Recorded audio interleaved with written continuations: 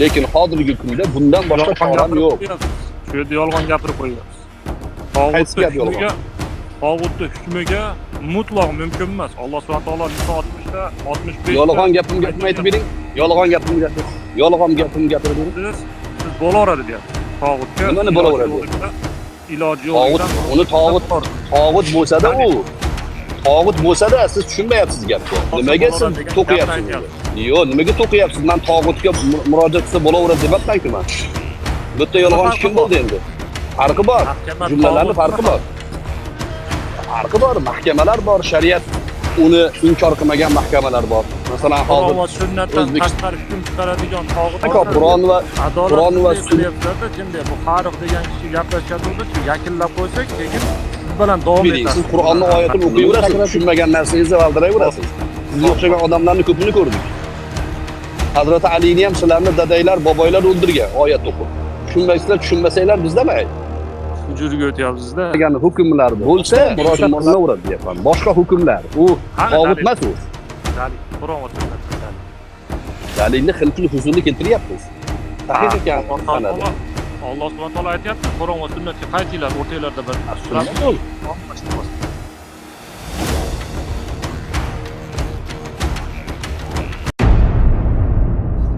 Assalomu alaykum rahmatulloh. Yaxshimisizlar? Charchamayapsizlarmi Ramazonda bilan?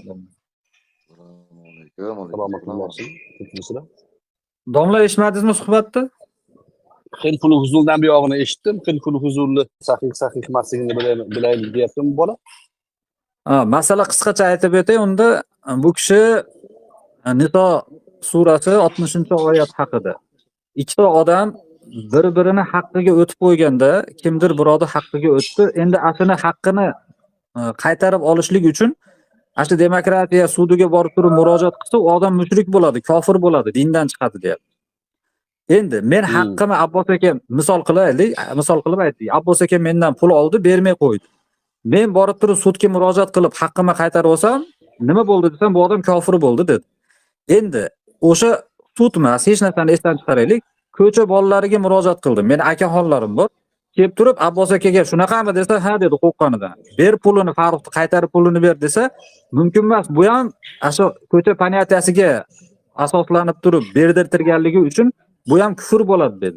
Endi men xil huzurni misol keltirdim. Rasululloh sallallohu alayhi vasallam odamlarning haqqini xuddi nubuvatdan oldin ham ashunaqa qilib qaytartirib berganligi haqida va keyin nubuvatdan keyin Rasululloh sallallohu alayhi vasallam payg'ambarlik paytida ham ashinga chaqirtirilsa borar edim degan joyini misol qilib keltirdim. Men uni bilmayman sahihligini deb. Bu yolg'on bu. Bu sahih emas. Mana uni qarshiga oyat olib kelishim mumkin. Valaqad ba'athna fi kulli ummatin rasula an ya'budulloha wajtanibut tagut. Mana har bitta ummatga biz payg'ambar yuborganmiz. Allohga ibodat qilinglar, tog'utdan chetlaringlar. Xo'p. Xilful huzul hadisini Imom Ahmad Musnadda rivoyat qilgan. Imom Buxoriy Adab-ul Mufradda rivoyat qilgan. Bu hadis to'g'risida mutaxassislar, ya'ni hukmi isnaduhu sahih, rijaluhu siqat. Rijalu shaykhayn g'ayra Abdurrahman ibn Ishaq va huwa al-Madani. Bu xilful huzul hodisasi haqidagi hadisni Imom Ahmad rivoyat qilgan hadisni sanadi sahih. Sanatdagi rijollar, roviylar hammasi ishonchli odamlar. Hatto rijollari Imom Buxoriy va Muslimning rijollari hisoblanadi hammasi. Faqat bitta Abdurrahmon ibn Ishoq al-Madaniyni faqat Muslim o'ziga roviy qilib olgan. Buxoriy bundan rivoyat qilmagan. Ibn Ma'in bu hadisda o'sha Madaniyni ishonchli odamligini aytgan. Abu Dovud va boshqalar ham uni ishonchli ekanligini aytishgan. Imom Termiziydan hikoya qilinadi, ilalda Buxoriy o'sha o'zi rivoyat qilmagan bo'lsa ham Abdurrahmon ibn Ishoqni roviy sifatida, lekin ishonchli odamligini aytgan. Ba'zilar Abdurrahmon ibn Ishoq haqida gapirgan, lekin buyuk muhaddislar, katta muhaddislarni ishonchli deganligi ularning gaplarini pastga tushirib oladi. Demak, bu hadis umumiy xulosaga ko'ra sahih hisoblanadi. Bu birinchi masala. endi bunga qarshisiga oyat olib kelaman deb oyatdagi tog'utdan saqlanish to'g'risidagi oyatni keltirib, buni o'zi tushunganchalik mana shu oyat sizlar keltirayotgan hadisga teskari desa, unda butun boshli ummatga qarshi chiqayotgan bo'ladi. O'zi zotan musulmonlarni kofirga chiqaradigan jamoalar odatda ummatga xilof ish qilishgan shu kungacha. Endi tog'utga murojaat qilish qachon shirk bo'ladi? O'zi shirk qachon shirk bo'ladi? Mana bu savolni yechish kerak o'zi. Odamlar shirkni o'zi bilmaydi. Faqat birovlarni mushrik deyishni bilishadi. Shirk o'zi nima desangiz, uni ham bilmaydi. Shirk o'zi nima desa, Allohga teng. Uni sherigi bor. U qilgan ishni boshqa odam ham qila oladi degan da'vo bilan ibodat qilgan odam mushrik bo'ladi. Qaytaraman. Kim mushrik bo'ladi? Allohga hukm chiqarishlikda teng deb bir odamni tan olsa yoki bir butni yoki bir ulamoni yoki bir kimnidir iloh deb tan oladigan bo'lsa, ilohga teng desa, ana u odam mushrik bo'ladi. Endi bir odam masalan shariat hukmiga ko'ra jamiyat yuritilmayotgan bo'lsa, Farruxning pulini Abbos aka olib qo'ygan bo'lsa, endi u pulni qaytib olishlik mazlumning haqqi edi. Bu haqni kimga murojaat qiladi? Mavjud sistemada, mavjud tuzumda boriga murojaat qiladi. Musulmon odam shariat e'tiqodi bilan bu hukmni o'zini haqqini ya'ni olish uchun shariatga murojaat qilish kerak edi. Murojaat qilinadigan shariat yo'q. Nima qiladi? Haqqini poymol qilib ketaveradimi? Yo'q. Xilful Fuzuldagi ko'ra payg'ambar alayhissalatu vassalom aytgan, shariat qarshi bo'lmagan, shariat uni harom demagan, balki zolimga qarshi mazlum tarafida turish umum bashariy ish ekanligi, musulmon bo'lmasa ham agar mazlum tomonda turadigan bo'lsa, kofir bilan bitta imzo qo'yadigan shartnomaga men sherik bo'laveraman degan hadislarga ko'ra, siz haqqingizni talab qilishlikda talab qilaverasiz. Mana shu talab qilayotganda e'tiqodingizda nima bo'ladi? Allohning shariati g'olib. Lekin hozirgi kunda bundan boshqa choram yo'q. Shu yerda yolg'on gapirib qo'yapsiz. Tog'utning hukmiga mutlaq mumkin emas. Alloh subhanahu taolo Niso 60da 65da yolg'on gapimni aytib bering. Yolg'on gapimni gapirib. Yolg'on gapimni gapirib bering. Siz bo'laveradi deyapsiz. Tog'utga nimani bo'laveradi? Iloji yo'qdan uni tog'ut bo'lsa-da u. Tog'ut bo'lsa-da siz tushunmayapsiz gapga. Siz tushunmasdan turib yolg'onga meni nisbat beryapsiz. Meni kazzob deyapsiz, tushunmasdan turib. Men tushuntiray, mana men sizga tushuntiray. Yo'q, menga tushuntirmang, meni gapimni tushuntirib bering. Qaysi gapim yolg'on? Tog'utga murojaat qilsa bo'laveradi deyapsiz. Shunaqa dedim-mi hozir? Bitta guvohlik berib yuboringlar, tog'utga murojaat qilsa bo'laveradi degan gap. Mahkamaga nimaga siz to'qiyapsiz? Yo'q, nimaga to'qiyapsiz? Men tog'utga murojaat qilsa bo'laveradi debapman-ku men. Bu yerda yolg'on kim bo'ldi endi? Farqi bor. Jumlalarning farqi bor. Farqi bor, mahkamalar bor, shariat uni inkor qilmagan mahkamalar bor. Masalan, hozir Qur'on va sunnatdan tashqari hukm chiqaradigan tog'ut emasmi? Qur'on va sunnat qarshi chiqmaydigan hukmlar bor. Masalan, mazlumga yordam berish. Qur'on qarshi chiqmaydi unga. Mazlumga yordam berayotgan odam nasroniy bo'lsa ham uni o'sha tarafda turiladi. Men musulmonman desa ham zolim bo'lsa, zolimga qarshi turiladi. Shariat uni ya'ni inkor qilmaydi. Siz tushunmagan narsangiz bilan meni yolg'onchi deyapsiz. Tushunmagan narsangiz bilan musulmonni kofir deyapsiz. Adolatsizlik qilyapsizlarda, jinday bu Farruh degan kishi gaplashyapti, shu yakunlab qo'ysak, keyin siz bilan davom etasizlik bu narsani. Nimaga takror ketyapsiz? Meni yolg'on gapirganimni isbotlab bering. Yolg'onning ta'rifini bilasizmi? Mana. Qaysi jumla yolg'on bo'ladi? Aytaymi mana dalilni? Ha. Yo, dalil emas, yolg'on gapirgan gapimni aytib bering. Siz Qur'onning oyatini o'qiyverasiz, tushunmagan narsangizni valdirayverasiz. Sizga o'xshagan odamlarni ko'pini ko'rdik. Hazrat Alini ham sizlarni dadaylar, boboylar o'ldirgan oyat o'qib. Tushunmaysizlar, tushunmasanglar bizdamay. Hujurga o'tyapsiz-da. Yo, rostda, musulmonlarni kofir deyapsiz, Hazrat Alini o'ldirgan odamlarning safidasizda. Nasab o'laroq, fikr o'laroq musulmonlarni kofir deyapsiz hozir. Xavorijni ayblayapsiz. Qani dalil bu? Kofirga chiqaryapsiz umumiy ma'noda. Kavorishlarning bitta sifati musulmonlarni kofirga chiqaradi. Yo'q, u kofirlarni qo'ying. Alloh subhanahu taolo chiqaryapti. Siz shunaqa tushunyapsiz. Siz Allohning nomidan hukm chiqaryapsiz. Vaholanki sizning hukmingiz yolg'on bo'lib chiqdi. Men tog'utga murojaat qilaveringlar demagan ekanman.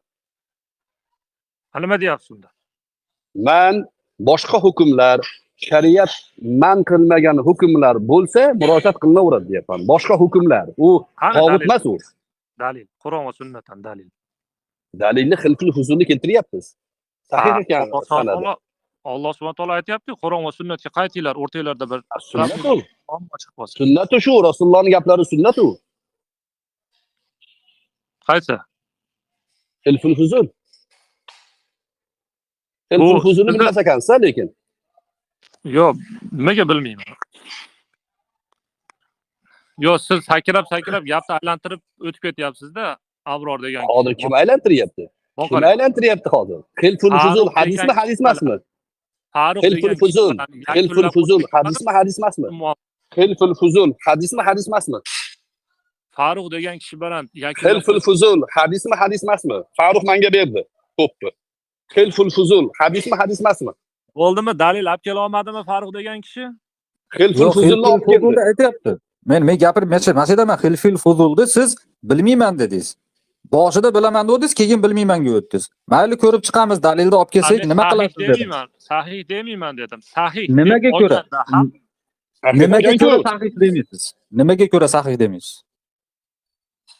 sahih demayman. Nafsiga, Chunki havosiga ko'ra, nafsiga ko'ra. yo'q, hujurga o'tmayman Abror degan. Musulmonlarni kofir deyishlikka yo'l topolmay qolyapti. Hadis dalili? qarshi chiqib qolyapti. Qani dalil? Xilful huzul. Xilful huzul. Yolg'on gapiryapsiz siz. Qaysi gapim yolg'on? Ey musulmonlar. Qaysi gapim yolg'on meni hozir? Alloh subhanahu va taolo Qur'on. Abu Kamtin, hozir siz bunaqa o'yin qilyapsiz-da. Sahih degan gap yolg'onmi? Keltiring sahih emasligini. Bo'ldi, keladi. Sunnatga qaytamiz dedingiz-ku, sunnatga qaytaylik. Mana shu gap zaif, mavzu, to'qima gap bo'ladigan bo'lsa, ayting, biz tavba qilaylik. Bunga qarshi oyat qo'yaman desangiz, Rasululloh oyatga qarshi ish qilgan bo'ladimi? Yo'q, siz uni o'zingiz tushungandaqa tushunyapsiz. Xuddi shu gapni Yo'q. gapiryapsiz menga. Qanaqa qilib tushungansiz? Yo'q, siz so'z o'yini qilmang-da, sakramang-da. Biz aniq hadisni keltiryapmiz. Payg'ambar alayhissalom aytdilarki, mazlumga yordam berishda, zolimlarga qarshi turishda, kofirlar, mushriklar maslahat kengashi tuzishdi. O'sha maslahat kengashiga meni ham chaqirishdi. Johiliyat paytida chaqirishgan ijobat qildim. Nubuvatdan keyin islom paytida chaqirsa, hozir ham ijobat qilaman dedilar. Bu meni gapim emas, Rasulullohning gaplari. Qani, qaysi agar yolg'on desangiz, Rasulullohni yolg'onchi deyapsiz siz. Meni gapim emas. Sanadini so'radingiz, sahih chiqdi sanad. Buxoriy va Muslimni roviylar rivoyat qilgan ekan hadisni. Imom Ahmad musnadda keltirgan ekan. Xulosa sahih bo'lib chiqdi. Siz endi bunga qarshi oyat keltiraman deyapti. Rasulullohga qarshi oyat keltirasizmi? Bizni yolg'onchi deyapsiz. Asli Rasulullohni yolg'onchi deyapsiz. Endi sizga so'z. Keltirib bering. Yo, hadisni zaifligini isbotlab bering. Boshqa odam aralashmaydi. Men bilan gaplashasiz. Hozir 3 taylar gaplashishinglar bu noto'g'ri-da bu. Tushunyapsizlarmi? Bitta odam gaplashyapti siz bilan. Men gaplashyapman siz bilan. Yo'q, 3 ta odam har tomonlama gapirdi, xayolda ham chalg'itib yubordi hozir. Sakramasdan javob bering. Mana boshqatdan qaytaramiz. Siz meni yolg'onchiga chiqaryapsiz. Qaysi gapim yolg'on desan, tog'utga murojaat qilsa bo'laveradi deyapsiz dedingiz. Bu gapingiz yolg'on bo'lib chiqdi. Men unaqa demagan ekanman. Nimaga murojaat qilsa bo'lar ekan? Shariat tasdiqlagan, shariat qaytarmagan ishlarga murojaat qilsa bo'ladi. Shariatdan tashqari hukmlarga ham. Chunki shariatning ichida hisoblanadi u ham. Dalil dedingiz. Yo'q, to'xtang. Dalilni Yo'q, gap eshiting. Dalil dedingiz. Dalilni xilful huzul hadisini keltirdik. Men shuni tasdiqlayapman. Boshqa hadislar ham borda, sizga keltirib beraman.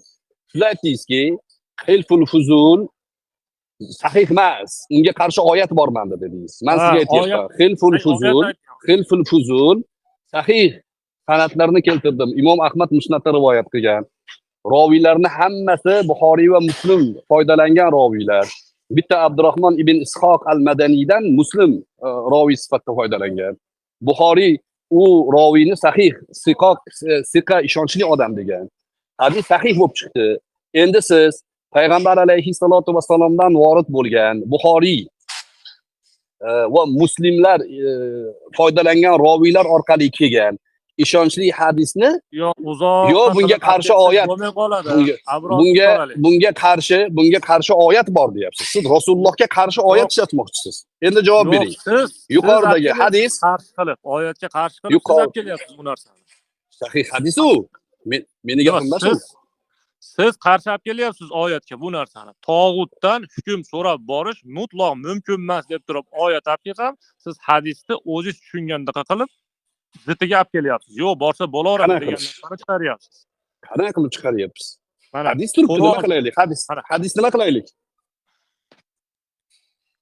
Buxoriy rivoyat qilmagan. U siz aytgan narsani birinchi. Kim aytdi Buxoriy rivoyat qilgan deb?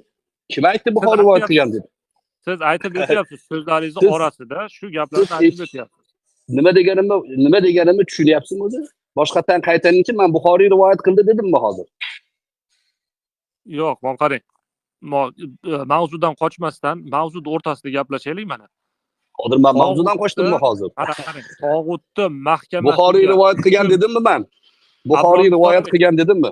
Buxoriy rivoyat qilgan dedimmi? Buxoriyda atini, ismini aytib o'tib ketyapsiz bu narsani. Yo'q, nima dedim o'shanda? Yo'q, muhim emas bu. Bu qo'yib turing bu narsalarni. Nimaga muhim emas? Mahkamasida haqida Bir gaplashamiz. musulmonni kofir deyishingizda sizga qarshi dalil keltirsak u muhim bo'lmaydimi? Mana sizga dalil bir musulmonni kofir deyishingizga yo'l topib berishimiz kerakmi? Noto'g'ri olib kelyapsiz dalil. Yo, noto'g'ri olib kelyapsiz deyapsiz, yolg'on gapiryapsiz deyapsiz, Buxoriy rivoyat qilgan deyapsiz, tog'utdan hukm so'rasa bo'ladi deyapsiz. Birortasini gapirmadimmi? U gapni aylantirayotgan siz bo'lib chiqyapsiz. Siz hozir mana bu hadisdan o'tib keta olmayapsiz. Payg'ambar alayhissalomga qarshi chiqib qolganingizni isbotlab qo'ydik. Siz va sizga o'xshagan odamlar Rasulullohga qarshi odamsizlar. Sizlar Allohga ham qarshi odamsizlar. Siz fikringizni qarshi Qur'onda, Alloh taolo Qur'onda fikrim emas, hadis keltirdim. Alloh taolo Qur'onda afaroayta man ittakhada ilahahu hawa degan. O'zini havoyi nafsini, shaxsiy tushunchasini xudo qilib olgan odamni ko'rmaysizlarmi degan. Hozir shu yerda zapis qo'yaylik. Zapis qo'yaylik. Qani gaplaringizni Imom Buxoriyda olib kelganligingiz haqida bir eshitaylik. Yana aytaman men. Yo'q, yana aytaman. Siz tushunmagan bo'lsangiz qaytadan aytib beraman nima deganimni men. Bu hadisni Imom Ahmad rivoyat qilgan dedim. Musnadda. Va Imom Ahmad rivoyat qilgandan keyin hadisni mutaxassislar aytayaptiki, Imom Ahmadning bu hadisidagi roviylar Buxoriy va Muslimning roviylari deyapti. Yo'q, zapisni qo'yaylik, gapingizni eshitaylik. Hop, bu bola menimcha pishdi shu joyda. Bu bola va shunga o'xshagan odamlar do'stlar. Shariatni o'zini havosiga bo'ysundirgan asl tog'utlar shular.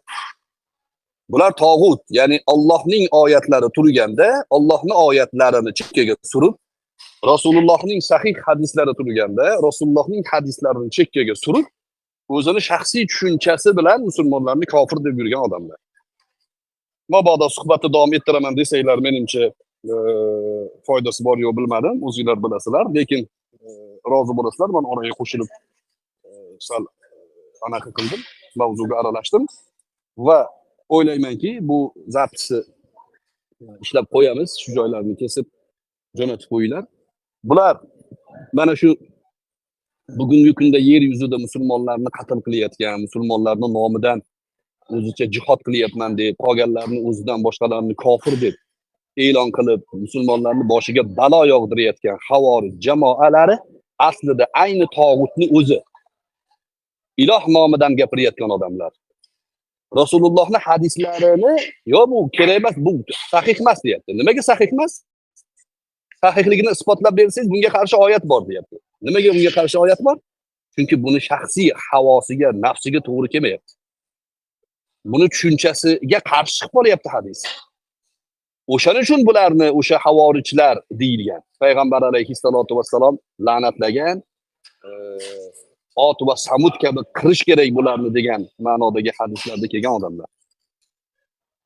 Va e'tibor bergan bo'lsanglar, meni yolg'on gapiryapti deyapti, yolg'on bo'lmay chiqdi. Tog'utga borsa bo'laveradi deyapsiz deyapti, unaqa bo'lmay chiqdi. Buxoriy rivoyat qilgan deyapsiz deyapti, unaqa bo'lmay chiqdi. Gapni aylantiryapsiz deyapti. Aslida mana shu gaplar bilan o'zi gapni aylantirgan bo'lib chiqyapti. Shuning uchun menimcha bu bolani tashxisi ma'lum, havorij odamlar. saviya musulmonni kofir deyish uchun programmalashtirilgan odamlar. Bularga musulmonni kofir demaguningizcha hadisni ham qabul qilmaydi, kerak bo'lsa oyatni ham qabul qilmaydi. Qur'on oyatlaridan bir qancha shunga o'xshagan narsalar bor-da, umumiy ma'noda. Unga o'tishni men lozim deb bilmadim. Demak, yuqoridagi hadis sahih hadis va bu hadis bunga buni shaxsiy tushunchasiga qarshi chiqib qoldi. Demak, bu odam payg'ambar alayhissalatu vassalomni ham kofir deyapti. O'sha xilful huzulga boraman men. Mushriklar bilan zolimga qarshi mazlum tarafida turadigan shartnomaga qo'l qo'yaman deganlari, ular bilan birga tarafda turaman deganlari bunga yoqmayapti. Nimaga? Musulmonlarni kofir deyishlikka imkon bermaydigan hadis u. Demak, Rasulullohni ham kofir deydi bular. Alloh taolo isloh qilsin. Barchalarga tashakkur. Ya'ni o'zingizlar bilasizlar, suhbatlashinglar, menimcha men shu joyda to'xtataman. Assalomu alaykum va rahmatullohi taala va barakatuh. Assalomu alaykum va rahmatulloh. Mana bir mulohaza aytay shu yerda voqelikka aloqadorda. Mavzuga yaxshilab e'tibor bersangiz, Ibn Taymiyyaning ham bir gaplari bor. Ahli bid'atni da'volariga yaxshilab tikilsang, o'sha da'vosini o'ziga raddiya bo'ladi deydi. Masalan, ahli bid'at musulmonlarni kufrda ayblayotgan bo'lsa, nima bilan ayblayapsan desangiz, dalil keltirsa, o'sha oyatga yaxshilab tikilsangiz, o'sha oyatdagi dalil o'zini qarshisiga hujjat bo'ladi. Qanaqa misol bunga desa, mana hozir tog'ut deyapti. Biz murojaat qiladigan dunyoviy sistemani, masalan, hatto borib svetoforda qizil chizig'ini ham bular tog'ut deydi. Abdulloh Zufar shunaqangi tupishga kirib qolgan paytida, svetoforda qizilda to'xtash anaqa emas, kufr tizimi bu. Bunga bo'ysunish to'g'ri emas deb ketgan. Bular shunaqaligi havoyi nafs bilan gapiribdi. Endi qarang. Mana shu o'rinda o'sha Niso surasidagi tog'utga murojaat qiladilar deganda, Yahudiy o'zi boshiga tushib turgan muammoda ketdik Muhammaddan so'raymiz degan.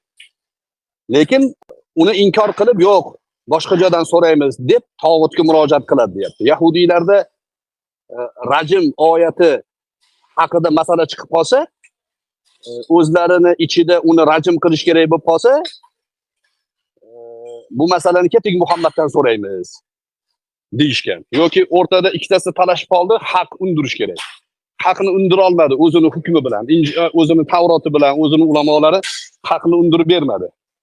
Shunda ketdik Muhammaddan so'raymiz deb masala o'zi xohlagandek yechimga kelmaganligi uchun boshqa tomonga sakrab o'tishlikni tog'utga murojaat qilish deb aytayapti Alloh taolo.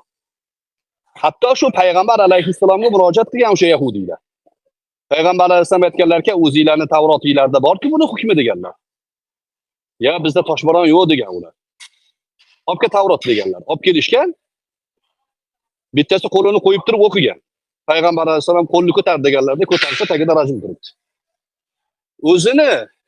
O'zi ishongan matnda o'ziga qarshi hujjat borligi uchun o'sha hujjatdan sakrab o'tish uchun boshqa odamga murojaat qiladi. Bu mana u odamlarga qanday tushadi desa, bular mana shu oyatlarda, mana shu hadislarda o'zlarini xohlagan xulosalariga yetisha olmaganlari uchun qabul qilishmaydi. Demak, bu jihatdan bular kim bo'ladi? O'sha tog'ut bo'ladi.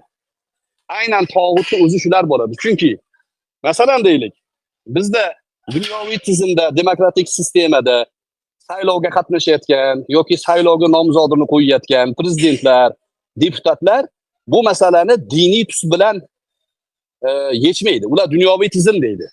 Din demaydi. Masalan, demokratik tuzumni dunyoviy bir tizim deydi. Sistema hozirgi kunda yo'qdan ko'ra bor shu deydi. O'sha ma'noda ular rosa maksimum olib kelib ularni hukmini chiqaraman desangiz, gunohkor bo'lishi mumkin. Zaif musulmon bo'lishi mumkin. Lekin bular demokratik tuzumni din deb da'vo qiladi. Bu din deydi. Yangi din ijod qiladi bular. Alloh aytmagan narsani bular aytadi. Alloh taolo buni din deb e'lon qilmagan. Misol uchun deylik, payg'ambar alayhissalatu vassalom Handaq g'azotida kofir mushriklar bilan jang qilishlikda sahobalarga maslahat soldilar. Maslahatlarning ichida kimning gapini oldilar? Salmon radhiyallohu anhuning gapini oldilar. Salmon radhiyallohu anhu nima dedi? Bizda dedilar, Forsda jang bo'lsa Xandaq qazilardi dedilar. Mushriklarning sistemasi. Mushriklarning qoidasi. Payg'ambar alayhissalom mana shu ma'qul ekan dedilarda, uni oldilar. Endi nima bo'ldi? Payg'ambarimiz tog'utga murojaat qildilarmi? Mushriklar amal qilib yurgan sistemani qabul qilib payg'ambarimiz mushrik bo'ldilarmi? Na'uzubillah. Yo'q. Bu masalani ideologik tomoni.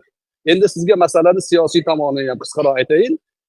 Nimaga tog'utga urg'u berishyapti? Tog'utga urg'u berish masalasi qachondan paydo bo'ldi? Payg'ambar alayhissalom davrlarida birorta sahih hadis, birorta sahih siyratdan sahobalar o'sha davrdagi podshohlar, xalifalar o'rtasida bo'lgan janjallarda tog'ut masalasi ko'tarilganmi, yo'qmi so'rasangiz, keltirib bera olmaydi bular. Qachon paydo bo'lgan bu desa, 1750-yillarda paydo bo'lgan bu masala. Ideologik ma'noda 7-asrda Ibn Taymiya davrlarida ozgina ko'tarilgan. Chunki u paytda xalifa ag'ragan, tog'ut masalasi, mo'g'ullar bosib olgan hamma yo'qni, ularga murojaat qilsak bo'ladimi, qozi bizdan o'sha mo'g'ullarni qo'l ostida ishlasak bo'ladimi degan masalalar ko'tarilganda, shu masalalarga javoblar aytilgan. Keyin bu masalani yana ko'mishib 7 asr o'tgandan keyin 1700 melodiy sanalarda yangitdan paydo bo'lgan. Nimaga ko'tarishgan buni? Usmoniy xilofotini ag'darish uchun musulmonlarning ichidan radikal qarashdagi odamlarni to'plashgan. Hozirgi kunda ham buni sistemasini qilishyapti. Masalan, Iroqda Buk degan qamoqxona bo'lardi. O'sha qamoqxonada Tolibon bilan Al-Qoida o'rtasidagi muammolarda ajrab chiqqan jamoalarni Bukda saqlashardi. Amerika o'sha g'arb davlatlari ularni qo'llab-quvvatlardi. Ularni o'zlari ustida ishlov olib borishardi. Turli kompromatlar bilan Bukda ularni ancha tayyorlashib, keyin Suriyada, Iroqda to'polon boshlanganda Bukdan odamlarni chiqarib yuborishib, musulmonlarni qirdirishdi. IShID o'shanda paydo bo'ldi. Ikkinchi sistema mana Afg'onistonda hozirgi kunda paydo bo'ldi. Xuroson regioni, Xuroson lashkarlari, IShIDlar, mana shunga o'xshagan bolalar, ular ham o'sha IShID mag'lub bo'lgan paytida Tolibon tomonidan qamoqqa olingan bolalar edi. 90% tojik bolalar, 7-8% o'zbeklar bor, qolgani arab, boshqa turkman millatiga oid odamlar. Amerika chiqib ketgandan keyin ularni ham qo'yib yuborishdi. Hozir ular yangi ikkinchi sistemadagi IShID tashkilotini paydo qilishgan. Hozir mana Moskvada bo'lgan to'polonda ham mana shu sistema, mana shu odamlar qatnashgan. Eronda bo'ldi terror radikal terakt. Unda ham o'sha tojik millatiga mansub odamlarni kuratorlar boshqarib qilishyapti. Bu siyosiy harakat, tog'ut haqida gap gapirishdan ko'zlangan maqsad musulmon davlatlarining hech biri omonda emas degan narsani e'lon qilish. Musulmon davlatlarining hammasida urush, jihod nomi bilan to'ntarish, amalga oshirish imkoniyatini qo'lga kiritish bu. Muhammad ibn Abdul Vahhab, Alloh gunohlarini kechirgan bo'lsin, o'sha zamonasidagi havorij bo'lgan. Ibn Obidin o'zini asarida yozgan, zamonamizda havoriji bu deb. O'sha odam ko'targan tog'ut masalasini. Nimaga ko'targan? Usmoniy xilofati tog'ut bular. Bularga ergashib bo'lmaydi. Bularni ag'darishimiz kerak degan maqsad nima bo'lgan? Orqadagi o'sha g'arb davlatlarini o'yiniga o'ynab berish bo'lgan. Saylovlarda qatnashmaslik hozirgi kunda tog'ut masalasi bilan yechilyapti. Saylovga qatnashmasa nima bo'ladi? Mana Turkiyada eng ko'p ko'tarilgan masala. Saylovga qatnashmalaring, qatnashsang shirk bo'ladi. Musulmon jamoalariga shuni tarqatishdi. Nimaga desa, Toyib Erdo'g'on saylovda yutmasin. Uni o'rniga o'sha Qilichdaroq o'g'li kesin radikal, ateist, sekulyar, galoboyparast odamlar.